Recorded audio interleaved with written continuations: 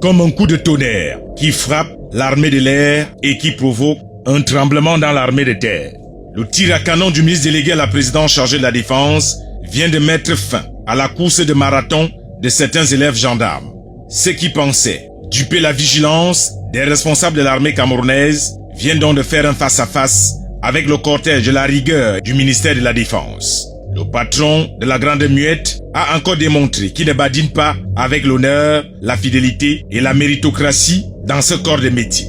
Joseph Betty assomme les derniers espoirs de certains étudiants de l'école des raccourcis de Bonas qui voulaient se fondre dans la masse pour jouer au cache-cache. Mais malheureusement pour eux, le ministre délégué à la présidence chargé de la défense a stoppé la casse. L'armée camerounaise ne sera jamais la cour du roi Péto. Jamais elle ne laissera que le faux s'installe.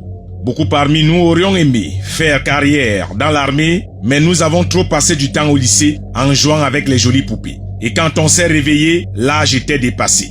Ceux qui n'abandonnent jamais ont voulu forcer le destin, avec les diplômes de la galaxie des ramassis, oubliant que les recrutements au ministère de la Défense ont toujours une ultime autopsie qui dégomme les diplômes. Nos frères et sœurs se voyaient déjà pédaler au vélodrome, d'autres sur les chevaux à hippodrome. Disons-nous les vérités vivantes, il y a trop de diplômés au Cameroun. Pourtant, plusieurs d'entre nous étions à l'école des sons et des klaxons, et à l'université des commentaires et des photocopies. Tout le monde est docteur et professeur au Cameroun. Même l'académie commence à être frustrée de voir autant de grands profs. Pourtant, c'est du grand bluff. Mensonge d'État, n'ayons pas peur des mots. Plusieurs fréquentent sur Google, ils valident des UV sur Facebook et étoffent tous les jours leur CV sur WhatsApp. On entend dire qu'il est docteur en nécrologie et un autre professeur de rang magistral de Dorsel Afrique. Jouez avec mon code promo FEBIA237 et gagnez 200% de bonus. Des soutenances de thèse de doctorat en pleine nuit et dans les bruits, pendant que certains sont endormis, dans des amphis transformés en boîtes de nuit ayant pour membres du jury des bouteilles de whisky.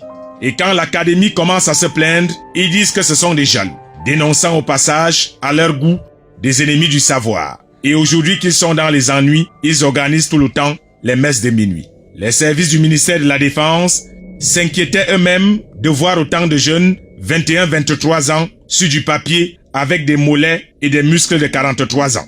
Des enfants avec des shorts bombés, effrayant parfois leur chef 2F, ES.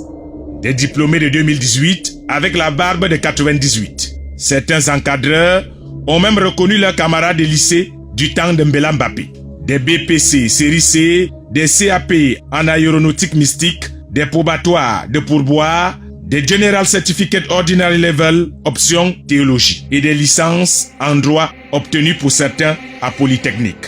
Des nouveaux diplômés qui ont fait péter le logiciel du ministère de la Défense qui s'inclinait devant le génie en matière de faux des Camerounais. Aujourd'hui, tout le monde joue les moralisateurs et le plus ironique, c'est de voir certains fonctionnaires et autres agents de l'État faire des commentaires alors qu'ils savent eux-mêmes qu'ils ne doivent leur place comme agents de l'État que grâce à la mafia des faux diplômes. Si un jour certains rêvent que le Premier ministre, chef du gouvernement, a ordonné la vérification systématique des diplômes dans les ministères et les entreprises publiques et parapubliques, beaucoup ne se réveilleront jamais de leur sommeil. Et si la mesure venait à s'étendre auprès des membres du gouvernement, certains ministres, 10 ministres DP éviteront des interviews visées et apprendront à rester dans leur couloir. Et comme on dit chez nous au Cameroun, on se connaît en détail.